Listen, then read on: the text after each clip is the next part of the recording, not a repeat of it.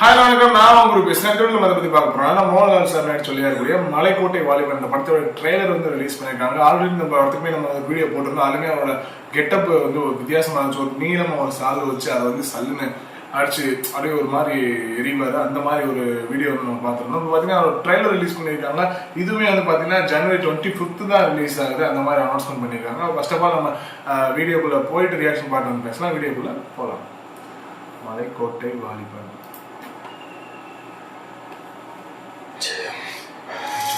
അതിനേക്കാൾ വലിയൊരു ലഹരിയില്ല.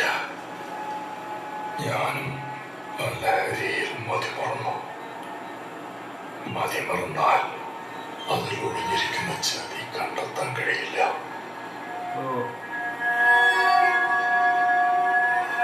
ஒரு ஆங்கிலேயர் காலத்தில் எழுதப்பட்ட பழைய ஒரு ஹிஸ்டாரிக்கல் ஃபிலிம் தான், பீரியட் ஃபிலிம் தான்.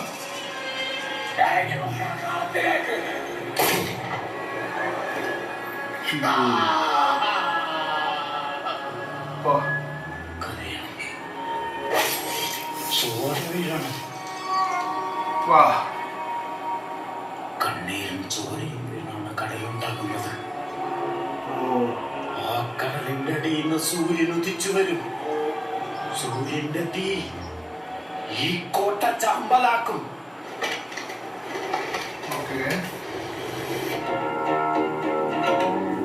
கடல்ல இருந்து சூரியன் வந்துட்டாங்க.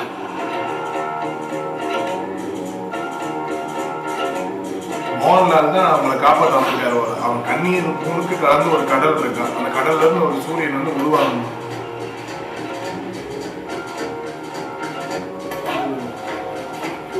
ஒரு பயங்கரமா செலவு எடுத்திருப்பாங்க. பயங்கரமா இருக்கு. அந்த ஆறு காஸ்டியூம்ஸ் ஆகட்டும், அந்த ஆர்ட் ஒர்க் ஆகட்டும், அந்த அட்மாஸ்பியர் ஆகட்டும், கேமரா எஃபெக்ட் ஆகட்டும், மேக்கப் எல்லாமே வேற லெவல்ல இருக்கு. பீரியட் ஃபிலிம் அப்படியே எடுத்துருக்காங்க.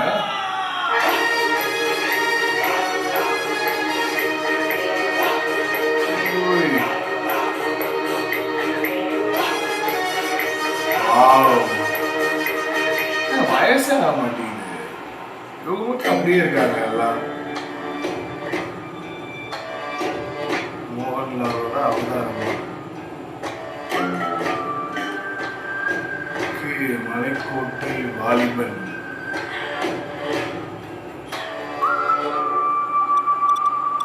ஓகே, நம்ம பார்த்தாச்சுங்க. பார்த்த வரைக்கும் ஒரு பீரியட் ஃபிலிம். இதுவுமே January 25th ரிலீஸ் ஆகுது. தமிழ்ல வந்து தேனியில் ரிலீஸ் ஆச்சுன்னா இதுக்குமே நான் வந்து உங்களுக்கு ரிவ்யூ ஒன்று எடுத்து போட பார்க்குறேன்.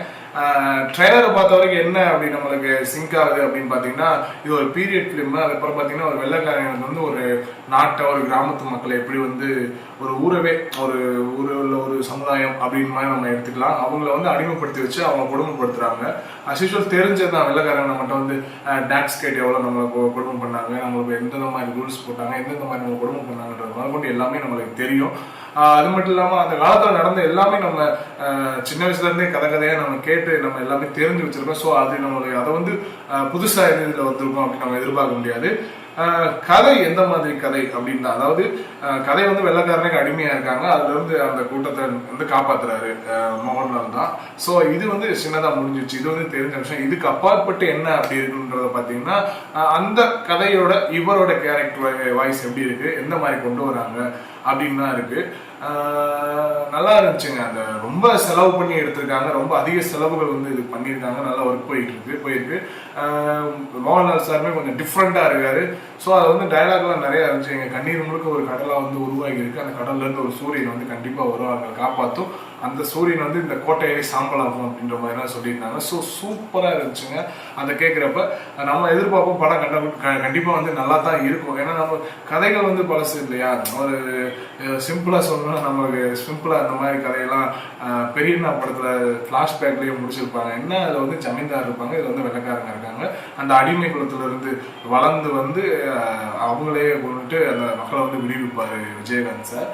அதே மாதிரியே தான் இதுலயும் சின்ன கான்செப்டா சொல்லணும்னா அதுதான் அந்த கதை.